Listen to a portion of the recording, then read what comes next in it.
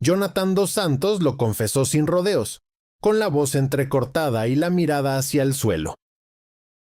Dijo que estuvo a punto de retirarse, que ya tenía la decisión tomada y que solo 2 personas en el mundo lograron convencerlo de no colgar los botines.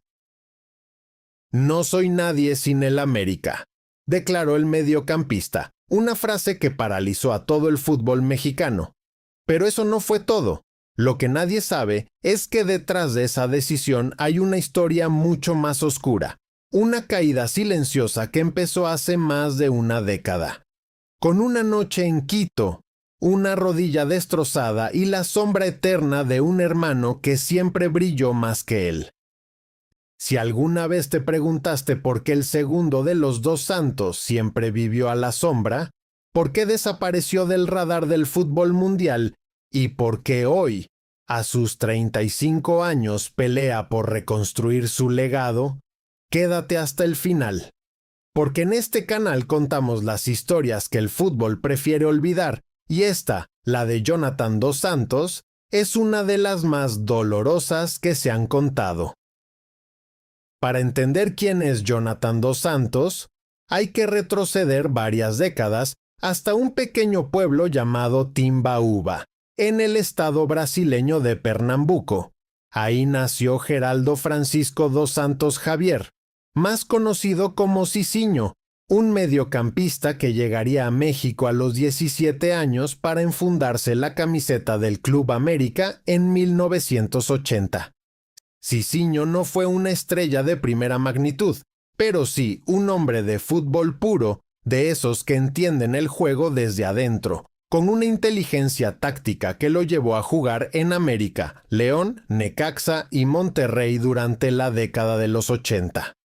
Ese contexto, el de un padre brasileño convertido en emblema del fútbol mexicano, fue el escenario donde Jonathan vino al mundo el 26 de abril de 1990.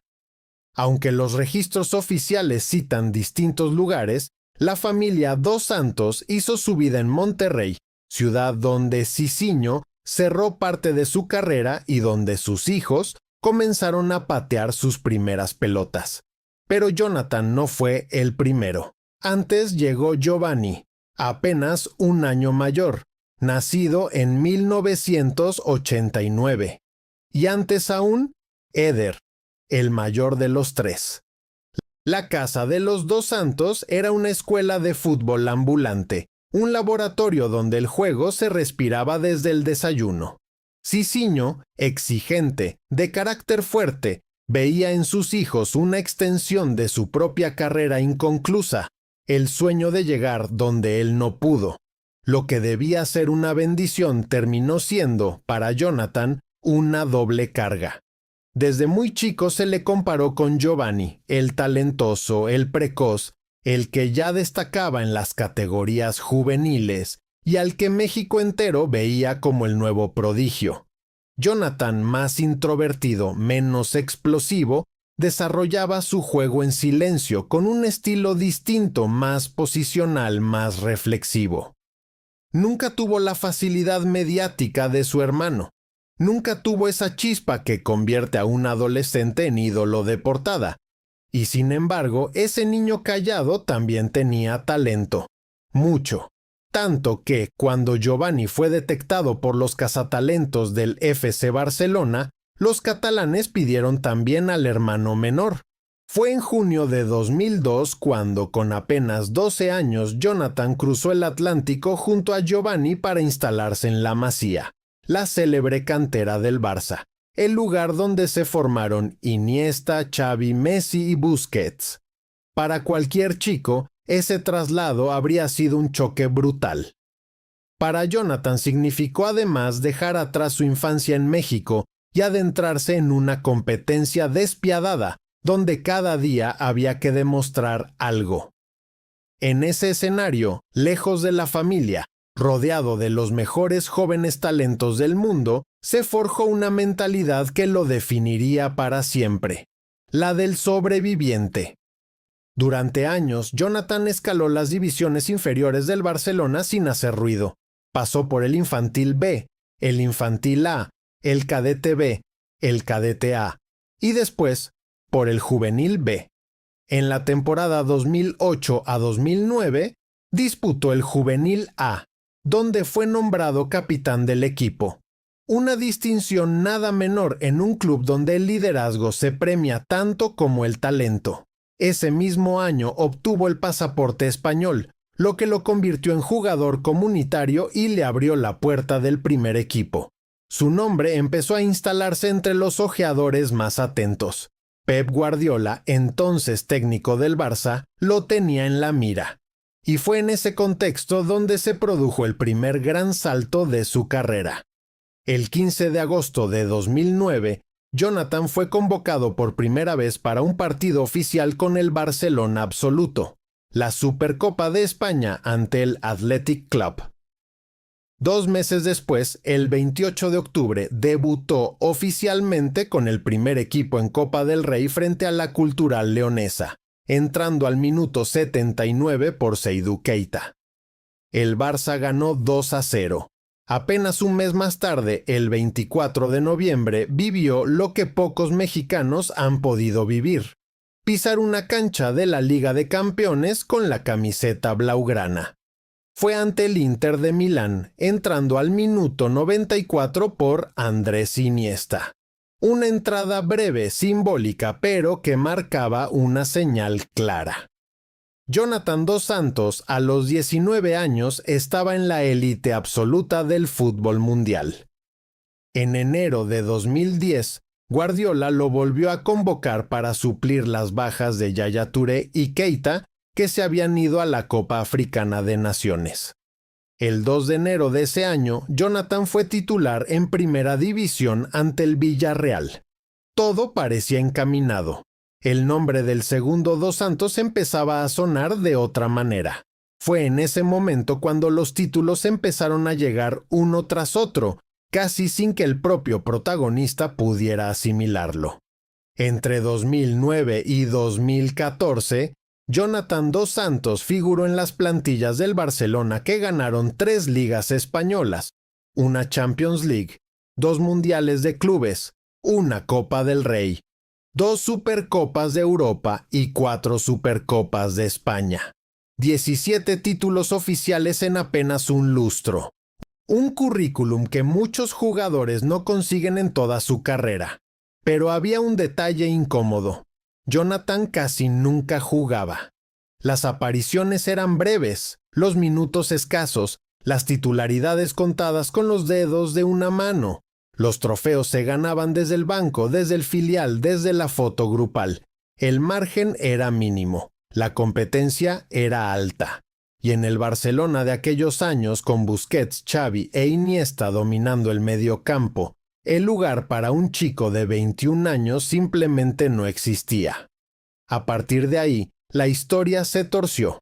Jonathan comenzó una temporada con muchas proyecciones, con ofertas de otros clubes sobre la mesa, convencido de que finalmente tendría continuidad. Pero el fútbol no siempre sigue el camino más lógico. A poco de iniciada la campaña 2013 a 2014, sufrió una grave lesión en la rodilla derecha que lo mandó 6 meses a la enfermería. 6 meses. Una eternidad para un jugador que necesitaba minutos para consolidarse.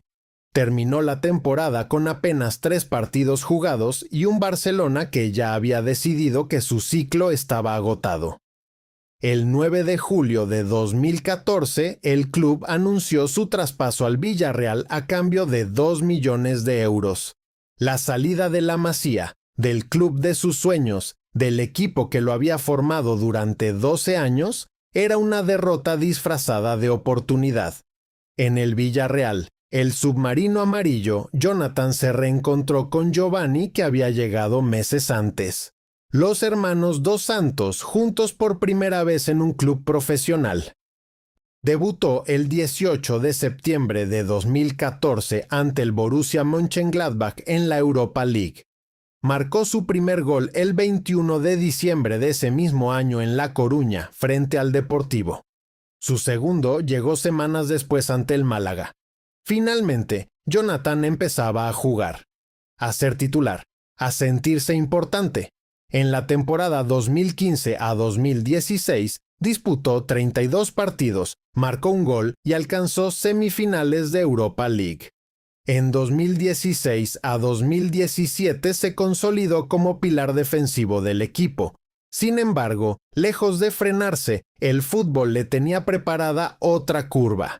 En 2017, con 27 años, Jonathan decidió dar un giro inesperado, dejar Europa tras 14 años.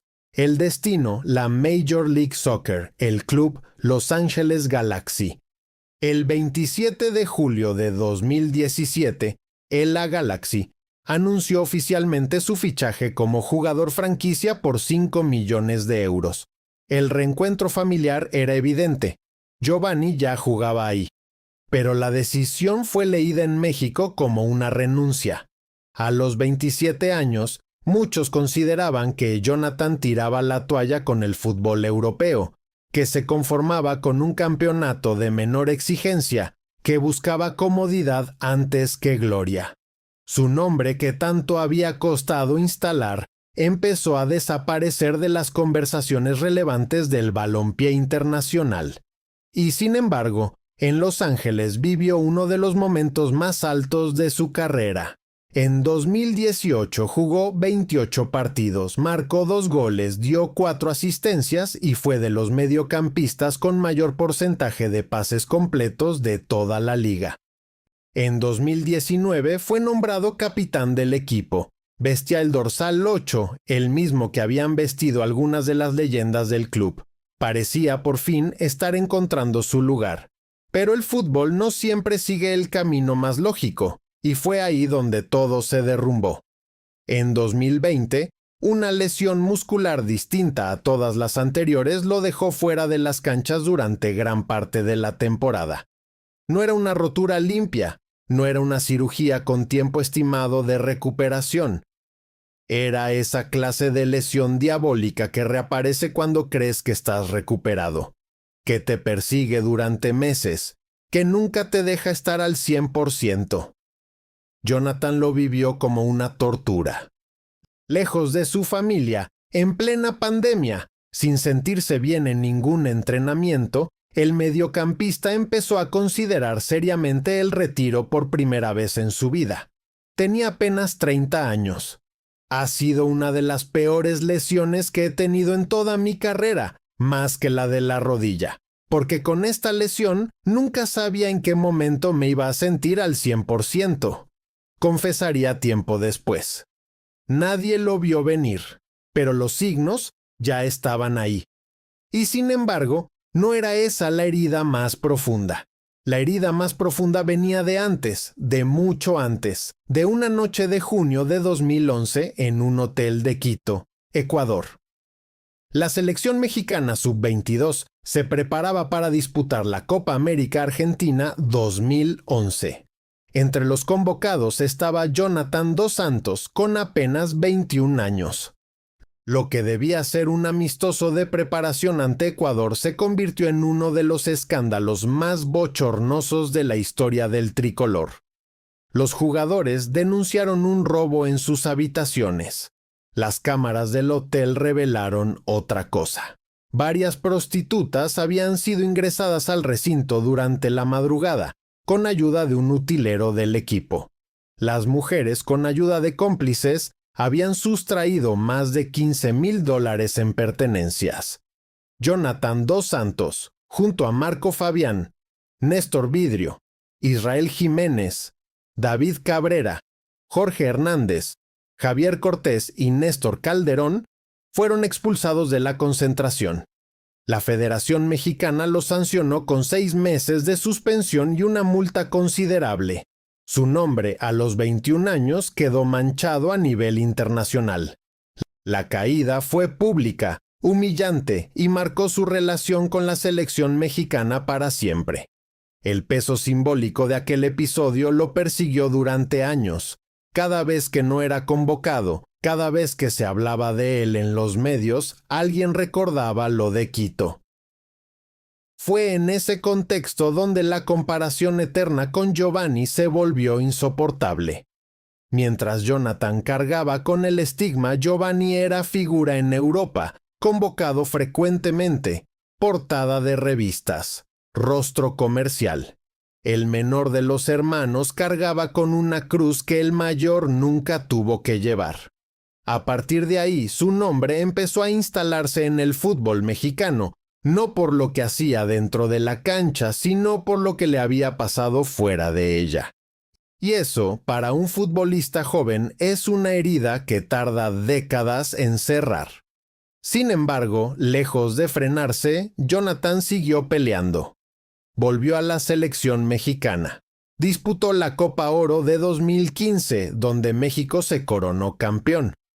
Participó en la Copa Confederaciones 2017, donde fue incluido en el once ideal del torneo, y vivió el Mundial de Rusia 2018 bajo las órdenes de Juan Carlos Osorio, aunque apenas jugó 35 minutos contra Brasil en los octavos de final, en la dolorosa eliminación que cortó el sueño mundialista. Pero el momento más alto, el instante que lo redimió ante la afición mexicana, llegó el 7 de julio de 2019 en el Soldier Field de Chicago. Final de la Copa Oro. México contra Estados Unidos. Minuto 73. Una falta provocada por Raúl Jiménez. Un pase filtrado de Rodolfo Pizarro. Jiménez aguantando el balón. Y Jonathan llegando por detrás, solo frente al portero Zach Steffen, con el pie izquierdo perfectamente abierto para cambiar la dirección del esférico y mandarlo al ángulo. Un verdadero golazo. Un gol imposible. El gol del título. Ese gol tuvo un significado especial porque emulaba exactamente lo que Giovanni había hecho en 2011, cuando había marcado en la final contra Estados Unidos. Los dos hermanos Dos Santos, los dos con goles en finales de Copa Oro ante el rival histórico. Una conexión familiar que quedó grabada en la historia del fútbol mexicano. Le doy gracias a Dios por haber vivido esa noche inolvidable. Como le dije a mi hermano, estamos en la historia de México para toda la vida. Nuestro nombre nunca se va a borrar en esa página, declararía después. Por un momento, parecía que la historia se enderezaba, pero el fútbol, implacable, ya le tenía preparada otra página oscura. Y fue en julio de 2021 cuando vino el golpe más duro de todos. En plena Copa Oro, mientras Jonathan estaba concentrado con México, la noticia llegó como un puñal. Cicinho, su padre, había muerto. 59 años. COVID-19 en Los Ángeles. El hombre que lo había llevado a Europa, el que había soñado con verlo triunfar en el fútbol, el que había sido su representante durante toda la carrera, se iba en medio de una pandemia. Jonathan tomó una decisión que habla de su carácter, se quedó en la concentración. Quería ganar esa Copa Oro por él. Quería que su último regalo al viejo fuera un título. México cayó en la final ante Estados Unidos, 1-0. El tributo se quedó a medias. ¿El dolor? No.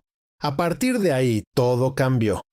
Jonathan empezó a pensar distinto, a valorar distinto, a buscar algo más que contratos y trofeos. Buscaba volver a casa.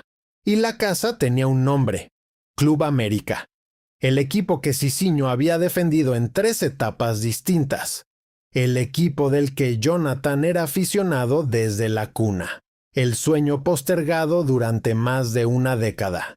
En diciembre de 2021, con 31 años, Jonathan Dos Santos firmó finalmente con las Águilas.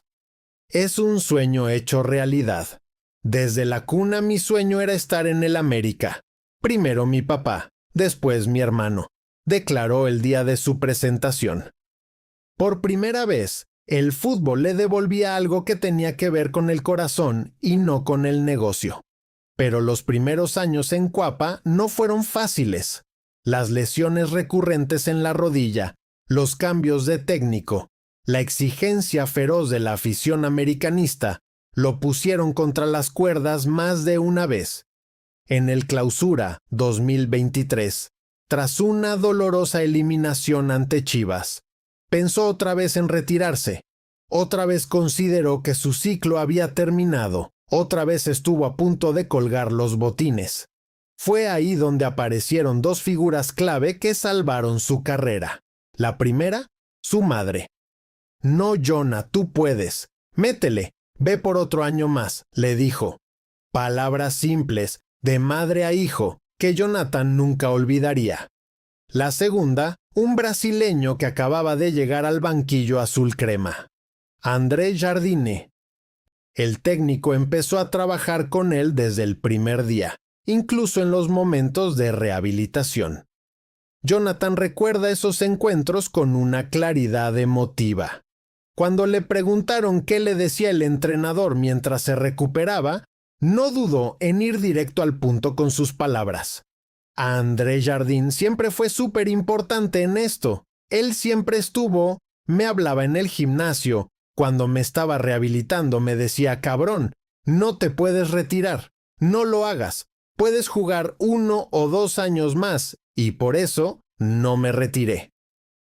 Esa frase revela todo sobre el estado emocional en el que Jonathan llegó al América. Un jugador quebrado, al borde del retiro, que necesitaba que alguien creyera en él más de lo que él creía en sí mismo. Con Jardine llegaron los títulos. Un tricampeonato histórico de Liga MX entre 2023 y 2024. Un campeón de campeones, una Supercopa de la Liga MX, una Campeones Cup. Jonathan, que había entrado al América buscando un último baile, terminó levantando más trofeos en Cuapa que en toda su carrera en Europa. Y sin embargo, las lesiones nunca se fueron. En el Clausura 2025 apenas pudo disputar 5 partidos por problemas crónicos de rodilla y gemelos. Los rumores del retiro volvieron con fuerza. Él mismo pensó que el verano de 2025 sería el final. Luego pensó que el final sería diciembre del mismo año. Él primero pensaba que en verano se iba a retirar, después que en diciembre del 2025. Reveló el periodista Julio Ibáñez en transmisión abierta.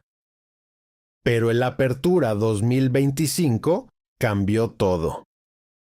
Lo que reactivó a Jonathan Dos Santos fue una dieta rigurosa que comenzó en octubre de 2025, pensando que esa sería su última liguilla.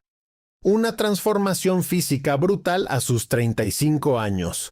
Cuando el América enfrentó a Rayados en los cuartos de final de ese torneo, Jonathan jugó con un nivel que hacía tiempo no mostraba. El cuerpo técnico se lo dijo en la cara: no te puedes ir con este nivel. La frase caló hondo. Las razones emocionales también pesaron, y así Jonathan decidió quedarse para el Clausura 2026. Hoy, a sus 35 años, cumpliendo 36 el próximo 26 de abril, es uno de los 2 contenciones titulares de André Jardine. Recientemente alcanzó los 150 partidos oficiales con la camiseta azul crema en el clásico joven ante Cruz Azul. Un número que pocos mexicanos han logrado en la historia del club.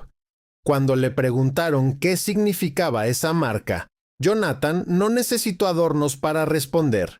Son 150 partidos que se dicen muy fácil, pero es trabajo, es orgullo. Significa mucho compromiso, mucha responsabilidad, y la verdad es que me da mucha motivación para disputar más partidos con este club. La declaración muestra algo que en Europa no había podido construir: pertenencia. Esa conexión real con un club, con una afición, con una historia familiar que lo excede. Por eso, cuando le preguntaron por el retiro en los últimos meses, su respuesta tomó otro tono, uno menos dramático, más reflexivo. A pesar de tener 35 años, ya casi al final de mi carrera tengo muchas ganas. Sigo teniendo la ilusión de jugar cada partido, vestir la camiseta y por ahora seguir disfrutando. No sé qué me vaya a deparar el futuro, pero ahora estoy en el presente y la verdad no quiero pensar mucho en ese momento del retiro. La frase revela a un jugador que ya no pelea contra el tiempo, sino que lo acepta. Un hombre distinto al chico de Quito, al sombrío banquillo del Barça, al lesionado de Los Ángeles. Sobre lo que vendrá después del fútbol, Jonathan también ha dejado pistas. El mundo de la moda, las pasarelas, el modelaje. Ha colaborado con marcas, se ha dejado retratar, incluso ha abierto perfiles que mezclan el deporte con la imagen pública. En otra entrevista, al hablar de lo difícil que fue compartir vestuario con Giovanni, Jonathan dejó una declaración que sintetiza toda su carrera. Ser profesional es sumamente difícil y más hacerlo al lado de tu hermano en muchos equipos. En el Barcelona, Villarreal, Galaxy, en la selección. Para que se repita es muy complicado. Entonces, solo decirle a los jóvenes que luchen por sus sueños, que siempre estén al lado de su familia, que es una parte muy importante. De mi parte, la familia fue fundamental en toda la carrera. No era casualidad. Cada vez que Jonathan hablaba, la familia aparecía como eje. Cicinho, su madre, Giovanni, Eder, la tribu por encima de todo. La carrera de Jonathan dos Santos no es la de un crack evidente, pero tampoco la de un fracasado. Es la de un sobreviviente, la de un jugador que rozó la cima del fútbol mundial varias veces, pero al que las lesiones, los escándalos y la sombra de su hermano siempre empujaron un paso atrás. Y sin embargo, ahí sigue, con 150 partidos en el América, con un tricampeonato de Liga MX, con un gol histórico en una final de Copa Oro, con una frase que lo define: no soy nadie sin el América. En las redes, los aficionados azulcremas lo consideran un símbolo de resiliencia, porque detrás del escándalo, detrás de las lesiones, detrás del retiro postergado, hay un hombre que nunca dejó de pelear. Entonces la pregunta queda flotando en el aire, esperando respuesta en los comentarios. ¿Estamos viendo el verdadero renacer de Jonathan dos Santos? ¿O simplemente el último capítulo de un jugador que se aferra a lo único que le queda? ¿Es su historia la de un futbolista subvalorado por el destino o la de alguien que nunca supo aprovechar del todo el talento que tenía? El tiempo tendrá la última palabra. Si te interesa conocer otra historia de un futbolista mexicano que vivió su propio punto de quiebre y logró resurgir cuando nadie lo esperaba, te dejo por aquí el video que hicimos sobre Oribe Peralta, otro nombre que compartió vestuario con Jonathan y que también cargó con sus propias sombras. No te lo puedes perder, porque en este canal seguimos contando las historias que el fútbol prefiere olvidar.